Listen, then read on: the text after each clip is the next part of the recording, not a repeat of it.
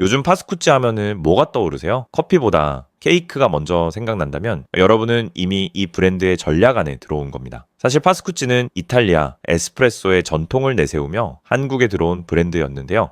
2002년 홍대 1호점으로 시작해 한때 매장이 500개를 넘기며 거리를 점령했습니다. 그런데 시장이 양극화되자 상황이 바뀝니다. 파스쿠치는 프리미엄도 가성비도 아닌 애매한 중간 포지션에 갇혀 흔들리기 시작하죠. 그래서 23년 만에 이탈리아의 감성 리브랜딩. 이 선택은 신의 한 수일까요? 아니면 마지막 몸부림일까요? 오늘 파스쿠치의 23년을 숫자와 구조로 파헤쳐 보겠습니다. 시계를 1883년으로 돌려보겠습니다. 이탈리아의 작은 마을 한 상인이 생두를 들여와 직접 볶아 팔기 시작합니다. 이름은 안토니오 파스쿠치. 당시 파스쿠치는 처음부터 카페 체인을 꿈꾼 사업이 아니었는데요. 그보다는 생두거래와 로스팅을 기반으로 한 아주 작은 커피 비즈니스에 가까웠습니다. 브랜드 이름도 거창한 슬로건이 아니었습니다. 그냥 파스쿠치, 자기 성이었죠. 이 한 단어가 브랜드의 정체성이 됩니다. 파스쿠치는 처음부터 매장을 판 게 아니라 이름을 걸고 신뢰를 판 브랜드였습니다. 시간이 흐르고 1900년대 초로 넘어가겠습니다. 이번엔 아들 마리오 파스쿠치가 등장하는데요. 몬테체리뇨 내에 가족 가게를 열고 원두를 주석 냄비에 직접 볶아가며 맛과 향을 실험하고요. 블렌딩을 바꾸고 로스팅을 바꾸고 한 번 더 볶아보고 다시 섞어봅니다. 이 실험이 쌓이면서 파스쿠치는 동네 커피에서 맛이 다른 브랜드로 굳어지기 시작합니다. 그리고 결정적인 전환점 1940년대로 가보겠습니다. 2차 대전 이후 이탈리아 전역에 에스프레소 문화가 퍼지기 시작할 때 파스쿠치는 빠르게 움직이는데요. 에스프레소 장비를 도입하고 로스팅과 생산 라인을 구축하면서 가문이 쌓아온 감각을 기술과 공정으로 표준화하죠. 한마디로 장인 정신이 이야기에서 끝난 게 아니라 시스템이 되기 시작한 순간입니다. 여기까지가 파스쿠치의 뿌리인데요. 그리고 이제 이 정통이 2000년대 초 한국에서 완전히 다른 엔진을 만나게 됩니다. 바로 SPC의 시스템이었습니다. 정통이 한국에 들어온 건 어떤 커피 장인이 직접 매장을 낸 방식이 아니었는데요. 프랜차이즈를 잘하는 회사가 정통을 도입해서 복제 가능한 모델로 만든 케이스였습니다. 2001년 SPC 그룹 계열사 파리크라상이 이탈리아 파스쿠치 본사와 브랜드 도입 계약을 맺습니다. 그리고 2002년 3월 서울 홍대에 1호점이 열죠. 장소 선택부터 계산이 깔려 있었습니다. 홍대는 당시 젊은 문화가 모이는 상권이었고 여기에 이탈리아 정통 에스프레소 콘셉트를 꽂아 넣은 겁니다. 게다가 타이밍이 절묘했는데요. 2002 월드컵 특수 그리고 스타벅스가 막 퍼지던 초기 진입기 프리미엄 카페 시장이 아직 자리 잡기 전이었죠. 사람들은 카페에서 시간을 쓰는 문화를 막 배우기 시작하던 시기였고요. 파스쿠치는 이 틈을 정통이라는 언어로 파고듭니다. 하지만 핵심은 감성이 아니라 그 감성을 복제할 수 있는 구조였는데요. 파리크라상이 가진 물류와 공급망, 가맹 교육과 운영 매뉴얼이 이 정통을 매장으로 찍어내기 시작합니다. 결과는 숫자로 바로 찍힙니다. 2002년부터 2015년까지 파스쿠치는 400개 이상으로 커집니다.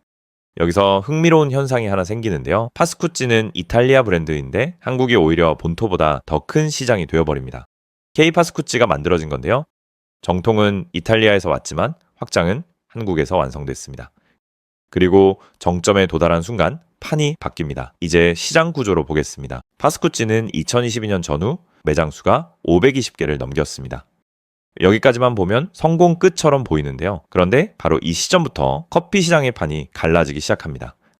아래쪽에서는 메가커피, 백다방 같은 브랜드가 저가 대량 출점으로 시장을 쓸어 담습니다.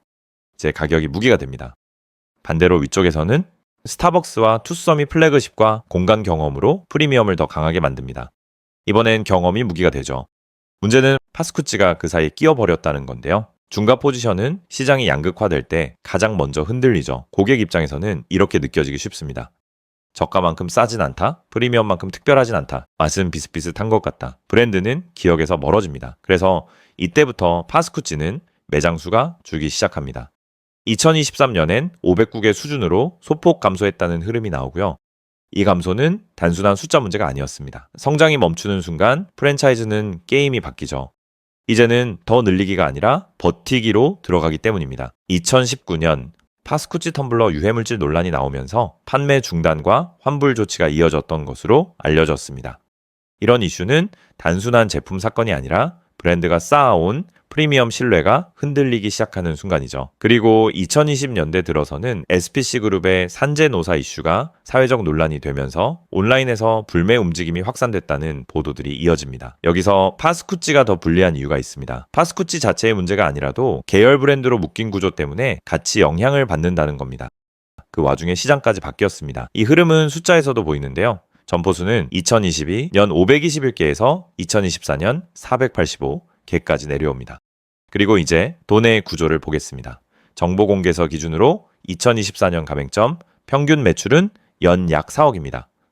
수치만 보면 괜찮아 보이죠. 그런데 창업비를 보면 게임이 달라집니다. 가맹비 1,000만 원, 교육비 150만 원, 보증금 1,000만 원.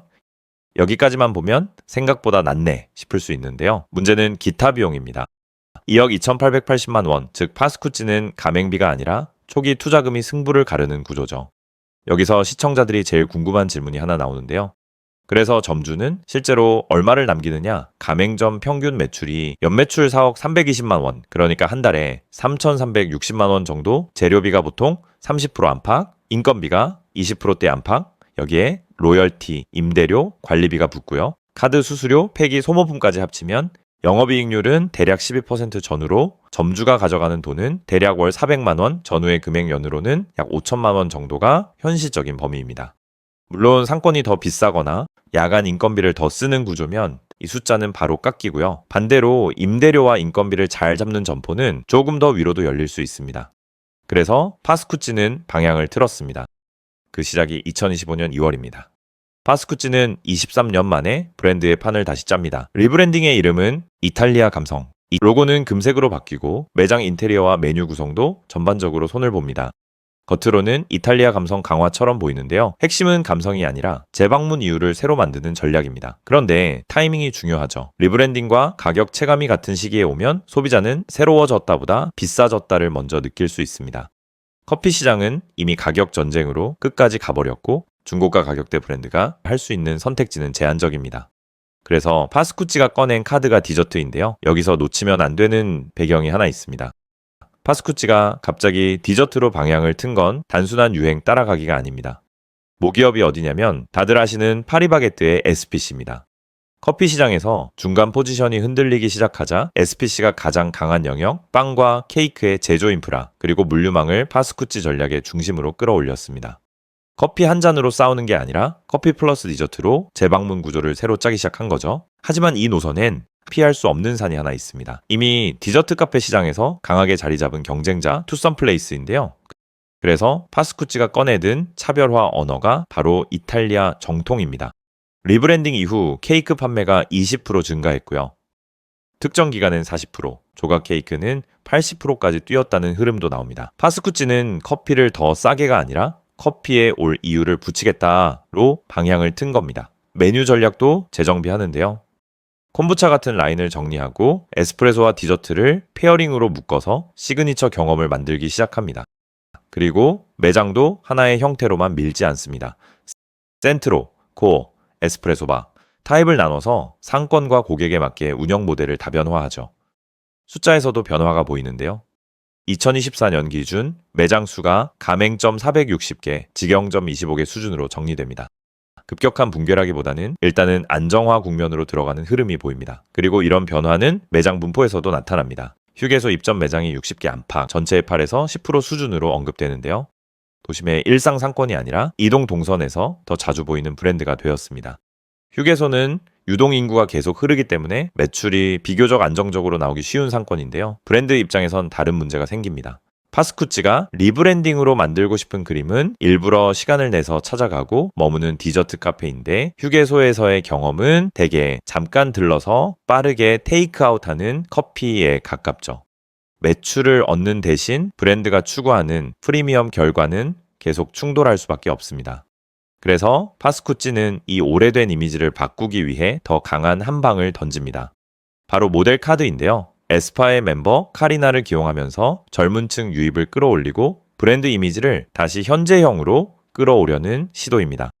그리고 남은 질문은 하나입니다. 이 디저트 전략은 반짝이 될까요? 습관이 될까요? 자, 이제 미래를 보겠습니다. 지금 파스쿠찌가 하려는 건 단순합니다. 디저트로 올 이유를 만들었고 이제 그 이유를 습관으로 바꾸는 단계인데요. 여기서 성공 조건은 세 가지입니다. 케이크 매출이 이벤트가 아니라 상시 수요로 굳어야 합니다. 에스프레소바 같은 특화 매장이 객단가와 회전율을 끌어올려야 하고요. 가맹 모집이 늘더라도 점포 수가 아니라 점포 퀄리티가 유지돼야 하죠. 반대로 리스크도 명확합니다. 저가 출점 전쟁은 계속되고 파스쿠치는 중고가 가격대에 걸려 있습니다. 여기서 품질 편차나 그룹 이슈가 다시 불붙으면 반전이 오래 못 갑니다. 그래서 승부처는 2026년 상반기인데요. 케이크 매출 흐름이 꺾이지 않는지, 리브랜딩 매장이 얼마나 늘어나는지, 가맹 모집이 실제로 순증으로 이어지는지, 결국 파스쿠치의 미래는 디저트를 파느냐가 아니라 그 디저트로 지속 가능한 재방문 구조를 만들 수 있느냐에 달려 있습니다. 그리고 이 브랜드가 서 있는 딜레마는 하나죠. 디저트로 사는가 사라지는가? 여러분은 어떻게 보셨나요? 파스쿠치가 다시 뜬다면 커피가 먼저라고 보시나요? 아니면 케이크 디저트가 먼저라고 보시나요?